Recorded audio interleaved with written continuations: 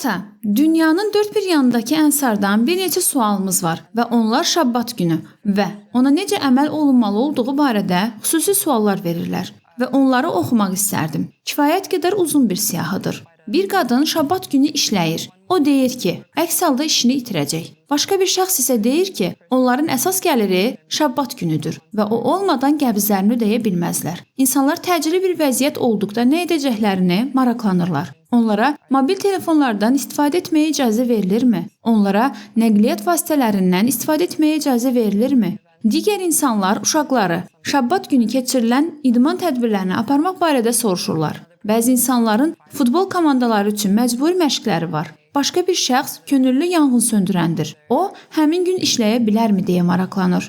Başqa bir şəxs arvadının hazırladığı yeməyi yeyə bilib-bilməyəcəyini soruşur. Arvadı iman gətirənlərdən deyil, amma yeməyi Şabbat günü bişirir. Onun bunu yeməsi icazəlidirmi? Başqa bir şəxs soruşur. Qızımız Şabbat günü gecə lampasından istifadə etməyə davam edə bilərmi? Başqa bir şəxs soruşur ki, Şabbat günü siqaret çəkə bilərlərmi və ya siqaretlərini yandıra bilərlərmi? Başqa bir şəxs Şabbat günü duş almağın mümkün olub-olmadığını soruşur. Kiminsə soyuducusu ilə bağlı bir sualı var. Soyuducunun bütün Şabbat günü işlək qalmasına icazə verilirmi? Bizim həmçinin Kanada ənsarından da bəzi suallarımız var. Ari Abuni soruşur. İnsanlara və ya fərdlərə dəvət vermək Şabbat günü cəmaət işi hesab olunurmu? Başqa bir sualımız var. Bu günü Allahı zikr edərək və ona ibadət edərək, yoxsa sadəcə dincələrək və Allah ilə bağ quraraq keçirmək üçün hər hansı təklif olunan bir yol varmı? Kayl adlı başqa bir qardaş soruşur. Mənə maraqlıdır. Şabbat günü psilosibin göbələkləri yemək qadağandırmı?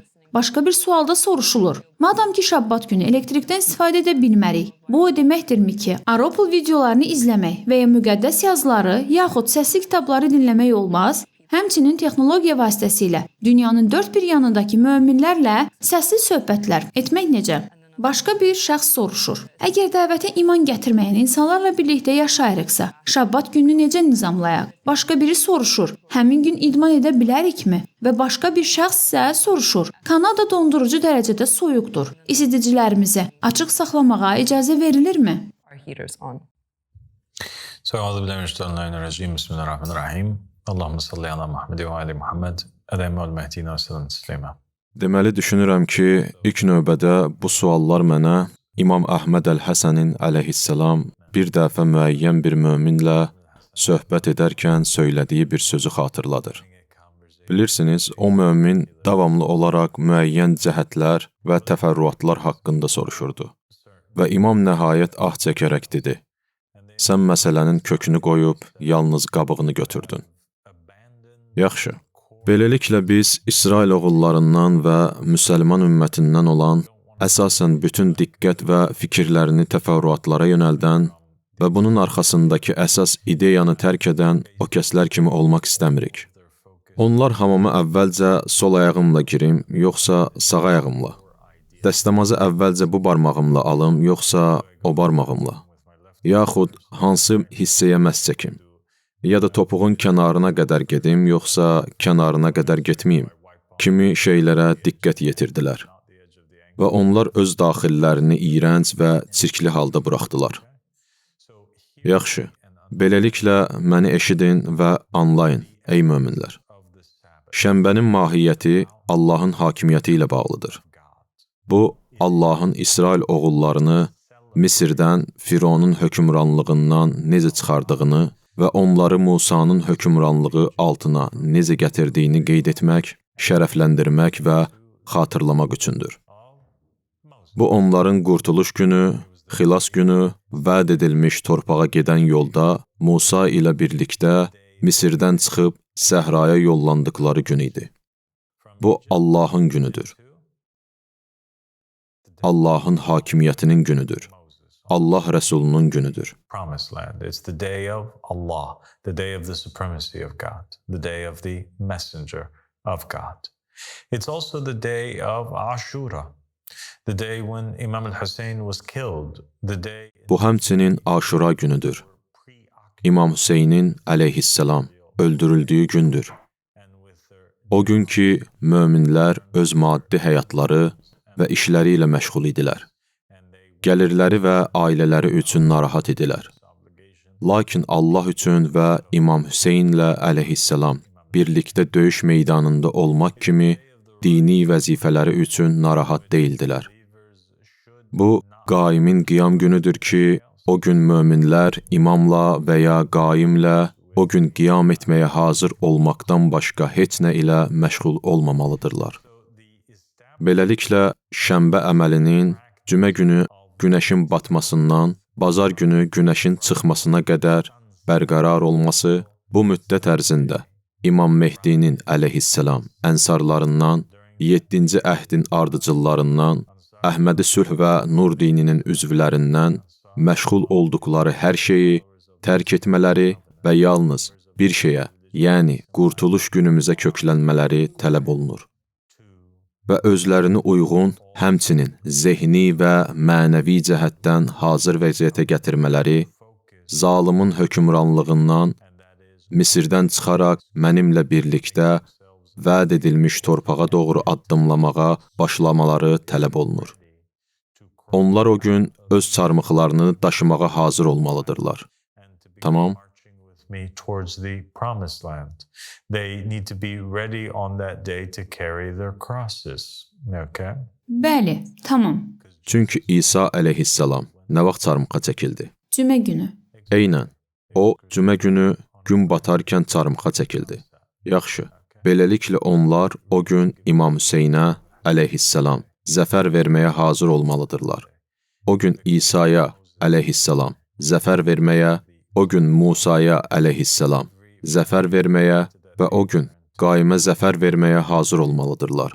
Daxil olduqları hər cümə gecəsi, riayət etdikləri və gördükləri hər şənbə günü onlar bunu qiyamın mümkün ola biləcəyi bir gün kimi qəbul etməli və ona hazır olmalıdırlar.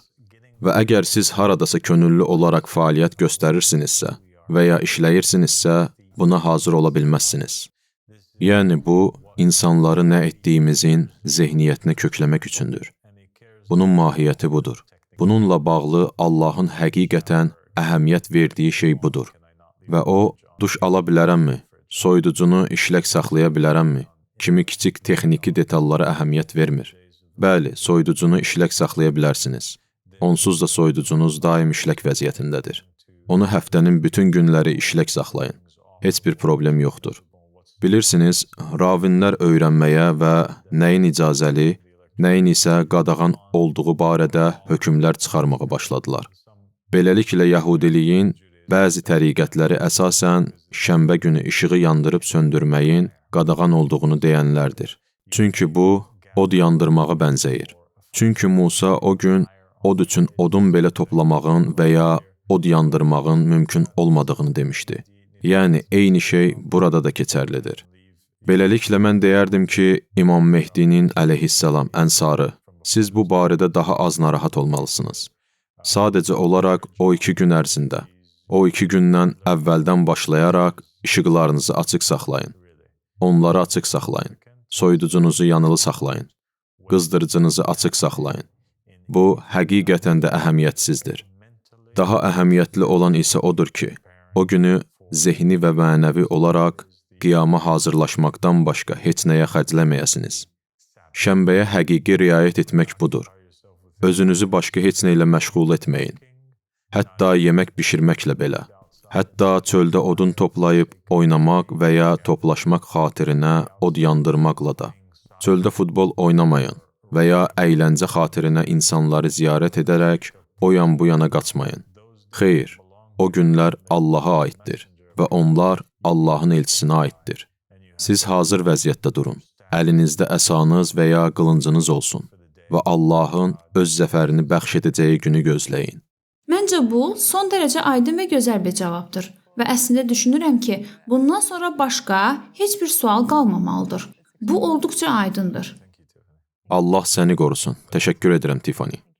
Təşəkkür edirəm. Bu, onun əleyhissalam tərəfindən verilmiş həqiqətən də aydınladıcı və önəmli bir cavab idi. Və onun bugün dedikləri məni həqiqətən də Bibliyada İsa əleyhissalamın dilindən deyilən və onun ağıllı və ağılsız bakirələr haqqında danışdığı bu məsələ ətrafında düşünməyə vadar etdi. Orada gəlinlər var idi. Onlar bəyi gözləyirdilər. Onlar 10 nəfər idilər. Onlardan 5-i ağıllı idi. Onlar ayıq-sayıq idilər və bəyin hər an gələ biləcəyini bilərək lampalarında yağ saxlayırdılar. Digər 5-i isə yuxuya getdi və onların lampaları yağla dolu değildi və bəy həqiqətən gəldikdə onlar tamamilə hazırlıqsız idilər. Onlar qəfil yaxalandılar. Onlar hazır değildilər. Onlar lampaları üçün biraz yağ vermələri üçün digərlərinə yalvarırdılar. Amma məsələnin gerçəkliyi budur ki, onlar özlərini hazırlamaq fürsətini əldən verdilər.